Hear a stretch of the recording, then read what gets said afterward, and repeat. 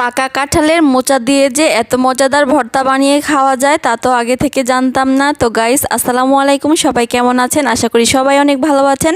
আলহামদুলিল্লাহ, আমরা অনেক ভালো আছি। তো যেহেতু কাঁঠালের সিজন শেষ, তো আপনাদের ভাই একটা কাঁঠাল এনেছিল, তো ভাবলাম যে কাঁঠালের মোচা ভর্তা করব। আসলে কখনো কাঁঠালের মোচা ভর্তা করে খাওয়া হয়নি, আর এই কাঁঠালের মোচাটা আজকে ভর্তা করব, তাই ভাবলাম সেটা আপনাদের সাথে শেয়ার করি। তো গাইস, প্রথমে আমি কাঁঠালের মোচাটা কাঁঠাল থেকে ছাড়িয়ে নিলাম। যেহেতু কাঁঠালের মোচাতে কষ, তো তার জন্য আমি কিছু সরিষার তেল দিয়ে হাত এবং বটিতে লাগিয়ে নিলাম। তো এখন পিস পিস করে কেটে নিচ্ছি। আর এখন কিন্তু কাঁঠালের মোচার উপরের অংশটা ছিলে নিতে হবে। তো আমার এখন সবগুলো ঝুলানো হয়ে গেছে, এখন আমি পিস পিস করে কেটে নিচ্ছি। তো গাইস, দেখতে কিন্তু কচুর মতো দেখা যাচ্ছে, লম্বা লম্বা কচুগুলো যে থাকে ঠিক দেখতে সেই রকমই। তো এখন ভালো করে ধুয়ে নিচ্ছি, আর ধোয়ার পরে কিন্তু সিদ্ধ দিয়ে দিব। তো ফুটন্ত গরম পানিতে এখন আমি কাঁঠালের মোচাগুলো দিয়ে দিচ্ছি, আর এখন দিয়ে দিব পরিমাণ মতো লবণ। লবণটা দিলে কিন্তু তাড়াতাড়ি সিদ্ধ হয়ে যায়। তো গাইস, এখন নেড়েচেড়ে লবণটা মিশিয়ে ঢাকনা দিয়ে ঢেকে দিব সিদ্ধ হওয়ার জন্য।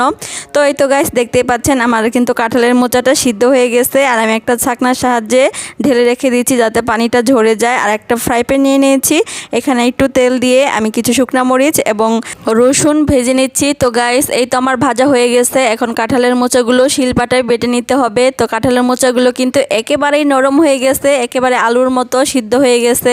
তো এখন আমি কাঁঠালের মোচাগুলো বেটে নিচ্ছি। দেখতেই পাচ্ছেন অনেক নরম হয়েছে, আর খুব সহজেই কিন্তু বাটা যাচ্ছে। তো গাইস, আমার সিদ্ধ হওয়া কাঁঠালের মোচাগুলো বাটা শেষ। এখন আমি শুকনো মরিচ আর রসুনগুলো বেটে নিব।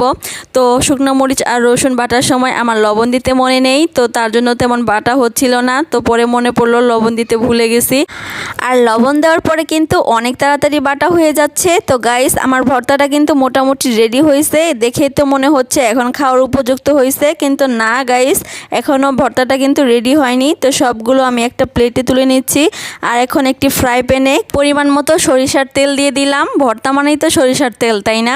তো দিয়ে দিচ্ছি পেঁয়াজ কুচি। এখন পেঁয়াজটা ভালো করে ভাজা হয়ে গেলে কাঁঠালের মোচা বাটাটা দিয়ে দিব।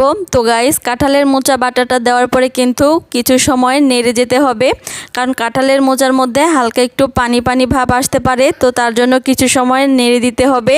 আর এখন দিয়ে দিচ্ছি কিছু শুকনা মরিচ ভাজা। আর শুকনা মরিচ ভাজাটা দিলে কিন্তু অনেক সুন্দর একটা ফ্লেভার আসে। তো গাইস, আমার ভর্তাটা কিন্তু এই মুহূর্তে বানানো শেষ হয়ে গেছে, অনেক সুন্দর একটা গ্রান আসছে। তো আমি এখন চুলা থেকে নামিয়ে নিচ্ছি, আর এই তো ভর্তাটা রেডি। আর এখন গরম গরম ভাতের সাথে এই কাঁঠালের মোচা ভর্তাটা খেয়ে দেখব কেমন লাগে। তো গাইস, চলুন চলে যাই খাবার টেবিলে। কাঁঠালের মোচা ভর্তাটা কিন্তু দেখতে অনেকটা লোভনীয়। কেউ যদি কখনো খেয়ে না থাকে, তাহলে যদি তাকে খাওয়ানো হয়, সে বুঝতেই পারবে না এটা যে কাঁঠালের মোচার ভর্তা। তো গাইস, খেয়ে দেখলাম সত্যি অসাধারণ টেস্ট হয়েছে। তো আপনাদের ভাইয়াও বসে খাচ্ছে, আর সেও বলছে অনেক মজা হয়েছে। তো গাইস, আজকের ভিডিওটা এ পর্যন্তই। ভিডিওটি ভালো লাগলে একটা লাইক এবং শেয়ার দিতে ভুলবেন না। সবাই ভালো থাকবেন, সুস্থ থাকবেন। আল্লাহ হাফেজ।